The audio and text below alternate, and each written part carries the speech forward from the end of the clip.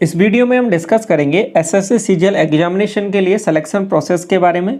कौन कौन से पेपर आपको केवल क्वालिफाई करने हैं और कौन से पेपर के बेसिस पे आपकी फाइनल मेरिट लिस्ट बनेगी, इसके बारे में डिस्कस करेंगे। साथ में ये भी चीज़ देखेंगे कि मिनिमम क्वालिफाइंग मार्क्स क्या है। टियर 1 हो गया आपके पास, टियर 2 में अलग अलग सेक्शन वाइज, ये सभी चीज़ें यहाँ पर डिस्कस करेंगे। ध्यान से समझना है सभी चीज़ें।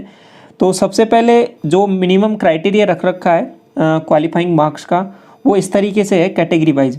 यूआर के लिए 30% हो गया, ओबीसी ईडब्ल्यूएस के लिए 25% और अदर कैटेगरीज के लिए हो गया 20%। तो इतना आपको मैंडेटरी है लाना। यदि इससे कम हो जाता है तो आप वहाँ से डिस्क्वालीफाई हो जाएंगे। ये मिनिमम मार्क्स है, आल्दो जो कट ऑफ निकलेगी वो इससे कहीं ना कहीं ऊपर ही निकलेगी। तो ये इतना मिनिमम क्राइटेरिया रखा हुआ है। अब ये टियर 1 में हो गया। साथ में टियर 2 में भी जो अलग अलग सेक्शन है उसमें भी ये आपके पास क्राइटेरिया रहेगा। जैसे टियर 2 में सेक्शन 1 हो गया, सेक्शन 2 हो गया और module first of the section 3। अब ये चीज़ें हैं क्या, इसके बारे में यहाँ पे समझिए थोड़ा सा। इसको देखिए, ये आपके पास पेपर फर्स्ट हो गया। अब ये सेक्शन 1 है, इसमें सेक्शन 1 और ये सेक्शन 2 हो गया। तो इसमें ये वाला जो सेक्शन 1 है पूरा, इसमें आपके पास जो अभी हमने क्राइटेरिया देखा था उतना परसेंटेज चाहिए इसका। ये कंप्लीट दोनों को मिला के है, इन दोनों सब्जेक्ट को, ठीक है। तो इसका वो क्राइटेरिया है जैसे कि आपके पास यहाँ पे दिया हुआ है अलग अलग कैटेगरी वाइज। यहाँ 30%, 25% और 20%। Section 1, section 2 and module first of the section 3। Module first section 3 का यहाँ पे देखिए, सेक्शन 3 का मॉड्यूल फर्स्ट ये हो गया आपके पास computer proficiency, computer knowledge test.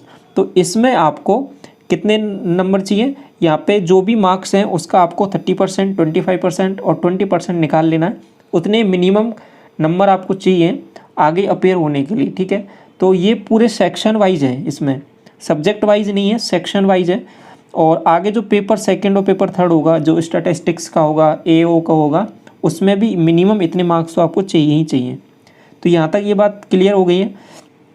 तो जैसे कि अभी मैं जो एओ का पेपर होगा, स्टैटिस्टिक्स का पेपर होगा, उसके बारे में थोड़ा सा बताऊं तो वहाँ पे जो 200 नंबर का होता है तो 60 नंबर चाहिए यूआर कैटेगरी वाले को, वो कट ऑफ क्वालिफाई करने के लिए। और रिजर्व कैटेगरी वालों को चाहिए आपके पास 40 नंबर और यहाँ पे चाहिए इनको 50 नंबर। तो ये मिनिमम नंबर है, इससे कम आएगा तो आप उस पर्टिकुलर लिस्ट से बाहर हो जाएंगे। वहाँ पर ये मिनिमम क्राइटेरिया है, जो आल्दो जो कट ऑफ निकलेगी वो इससे ऊपर निकलेगी, ठीक है। तो ये बात क्लियर है। और इसमें भी जो सेक्शन 1, सेक्शन 2 हो गया और मॉड्यूल फर्स्ट हो गया of the section 3 paper first का, तो इसमें ये कंबाइंड कट ऑफ निकलेगी इन दोनों का मिला के। यहाँ पे इसका मॉड्यूल फर्स्ट हो गया और इसका सेक्शन 1 हो गया, इसका सेक्शन 2 हो गया, ये पेपर फर्स्ट का। तो इन दोनों को मिला के इसका परसेंटेज निकालेंगे और इन दोनों को मिला के तो वो कट ऑफ निकलेगी, वो आपको इंडिविजुअल क्वालिफाई करनी रहेगी, ठीक है। यहाँ से भी क्वालिफाई करनी रहेगी और यहाँ से भी क्वालिफाई करनी रहेगी। तो ये आपके पास एक चीज़ है यहाँ पे जानकारी के लिए।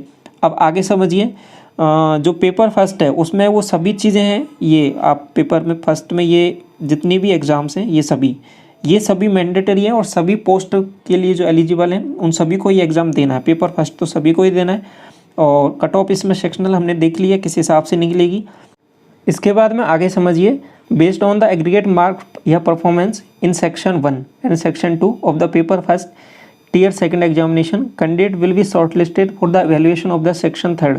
इसका मतलब क्या हो गया कि यहाँ पे देखिए, जो ये आपका सेक्शन 1 हो गया, सेक्शन 2 हो गया, इसमें जो 4 सब्जेक्ट आ जाते हैं, मैथ, रीजनिंग, इंग्लिश और जीके।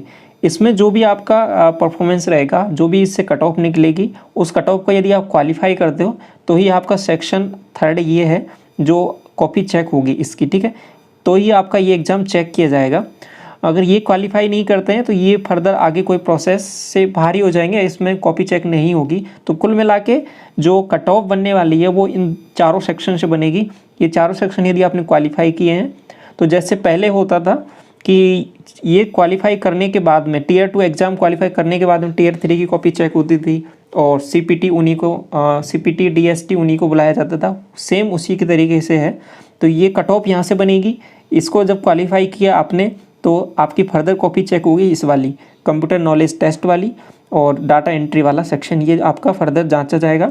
और इसके बाद में आल्दो ये दोनों जो सेक्शन है ये केवल क्वालिफाई नेचर है, इसके जो मार्क्स हैं वो फाइनल मेरिट लिस्ट में नहीं जुड़ेंगे। तो जो फाइनल आपका जो सिलेक्शन डिसाइड करेगा वो आपका डिसाइड करेगा इन चारों सेक्शन में जो भी आपका स्कोर रहेगा, ठीक है। तो इम्पोर्टेंट यही है कि यहाँ पे जितना अच्छा स्कोर रहेगा वही आपको फाइनल मेरिट लिस्ट दिलाएगा और फाइनल सिलेक्शन दिलाएगा। तो इन चारों सेक्शन के बेसिस पे आपका फाइनल बनेगा। और ये उसके बाद में जो कट ऑफ क्लियर कर लेते हो तो ये कॉपी आपकी जांच होगी, मतलब ये आपका सेक्शन चेक होगा। और इसमें आपका केवल क्या है कि ये क्वालिफाइड नेचर है, ऑल्दो 60 मार्क्स का है, केवल क्वालिफाई करना है, इसका फाइनल में नहीं जुड़ेगा। और ये डाटा एंट्री टेस्ट होता है, ये केवल क्वालिफाइड नेचर होता है। तो ये दोनों सेक्शन आपके पास, सेक्शन 3 हो गया, ये पूरा क्वालिफाइड नेचर है। तो यहाँ तक जानकारी है इतनी। आगे देखिए इसके बाद में कोई पॉइंट रह गया है क्या? एक चीज़ और, तो ये तो केवल सभी पोस्ट के लिए, लेकिन जो कुछ अलग पोस्ट हैं उनमें थोड़ा सा अलग है। जैसे कि जो जेएसओ वाली पोस्ट है, जेएसओ का पोस्ट होगा और एएओ का पोस्ट होगा, उसमें एक अलग से पेपर और होता है। उसमें ये वाला पूरा पेपर आपका, ये चारों सेक्शन, साथ में जेएसओ का जो अलग से पेपर है उसके मार्क्स के बेसिस पर आपकी फाइनल मेरिट लिस्ट बनेगी। और जो एएओ के कैंडिडेट हैं उनका जेएसओ हट जाएगा, उसमें ये वाले चारों सेक्शन प्लस एएओ का जो पेपर है अलग से, पेपर नंबर 3 होगा, उसके बेसिस पे आपकी फाइनल मेरिट लिस्ट बनेगी। तो इस तरीके से ये मेरिट लिस्ट बनेगी आपकी फाइनल में, तो इसको ध्यान रखना है। और एक चीज़, मिनिमम क्वालिफाइंग मार्क्स हमने यहाँ पे डिस्कस कर लिए।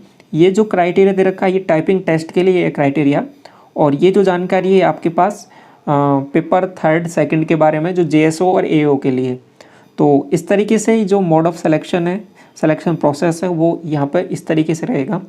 तो इम्पोर्टेंट यहाँ पे यही है कि जो ये चारों सेक्शन है वो आपको फाइनल सिलेक्शन में इम्पोर्टेंट रोल प्ले करेंगे ये चारों सेक्शन। तो ये जो पेपर फर्स्ट है इसमें, ठीक है, तो इसमें अभी तक यही है इन्फॉर्मेशन। आपको फिर भी यदि कोई पॉइंट में डाउट रहता है तो वैसे मैंने आपको सभी चीज़ें क्लेरिफाई कर दी हैं यहाँ पे। फिर भी आपको कोई डाउट रह जाता है किसी भी पॉइंट्स के रिगार्डिंग, पूछ सकते हो डिस्क्रिप्शन में वीडियो के, या फिर टेलीग्राम चैनल पे वहाँ पे जुड़ सकते हो, वहाँ पे पूछ सकते हो अलग से। तो ये जानकारी है, आई होप आपको ये जो प्रोसीडर है इसका सिलेक्शन प्रोसेस है वो आपको समझ में आया होगा अच्छी तरीके से।